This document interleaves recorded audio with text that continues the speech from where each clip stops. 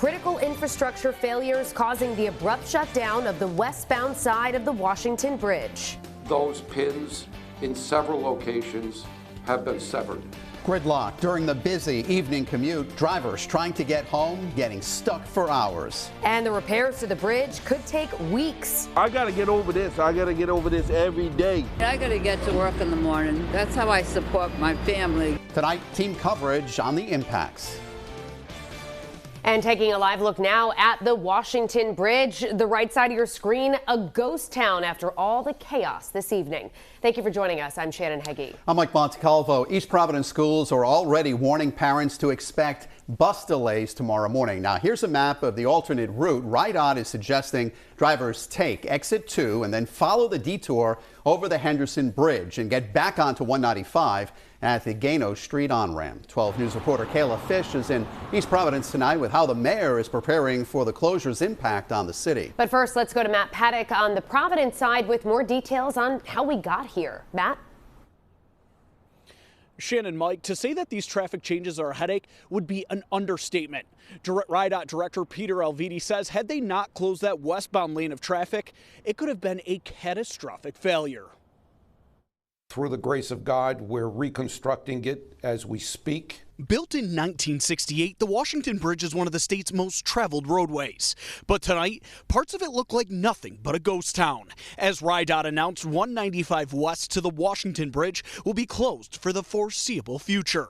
RIDOT Director Peter Alviti says that on Friday, while working on the reconstruction of the bridge, crews found major cause for concern. And the last time that this was inspected was 2 months ago, and the defects did not exist. It could potentially be the cause of a catastrophic failure. As RIDOT explaining the severity of the damage. Pins in several locations have been severed. Connected to the other bridge section, but those pins broke. So now it's, it's rocking a little bit. So the traffic disruptions will grow starting at 9 a.m. Tuesday when RIDOT will close 2 lanes of I-195 East near exit 1A for roughly 2 weeks. The plan to eventually reopen those 2 lanes to westbound traffic, putting both directions on one side of the bridge.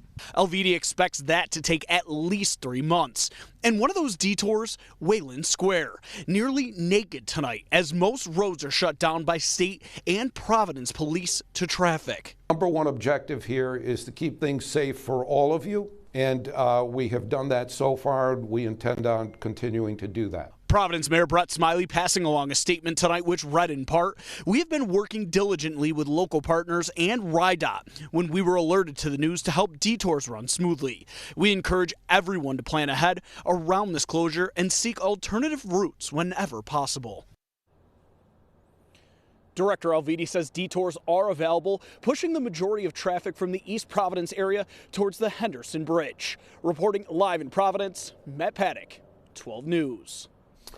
Matt, thank you. After the closure, drivers in East Providence are stuck, angry, and confused. The city's mayor is adding additional ambulance capacity so public safety doesn't suffer.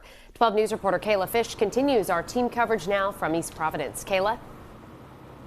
Well, Mike and Shannon, many of the people I spoke with tonight didn't want to go on camera simply because they were frazzled and frustrated. We actually told a lot of them how to navigate this change and the reason why the Washington Bridge is now closed, and many of their reactions were not pretty.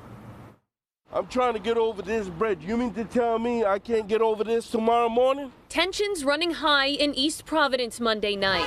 Drivers just trying to get home, but instead finding near standstill traffic at every turn after DOT abruptly closed the westbound side of the Washington Bridge. You travel this Every day, back and forth.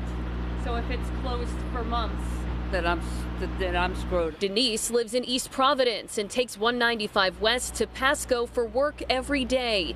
Now she wonders how she'll support her family. How the hell am I getting to work? That was my reaction. And she's not alone. This is a major problem. East Providence Mayor Bob De Silva tells 12 News with traffic congestion and delays expected because of the closure, public safety is a top priority.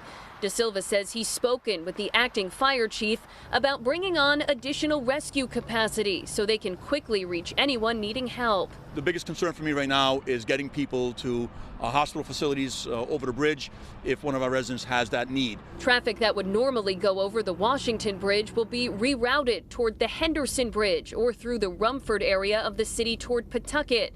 The mayor is asking residents to be patient, and while he understands the frustration, he says DOT made the right move. Director Alvidi's team found that there's a structural deficiency on this bridge that could cause the bridge to collapse, and he took the precautions necessary to prevent a tragedy from happening. So kudos to DOT for doing what they had to do. We'll just have to be patient. People will get used to it and accustomed to it. Hopefully they will find a way to get this bridge up and running quickly.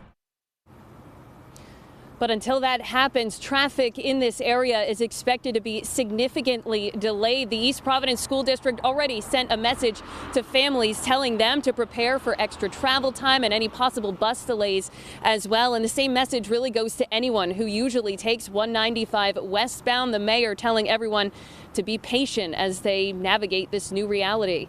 Live in East Providence tonight, I'm Kayla Fish, 12 News.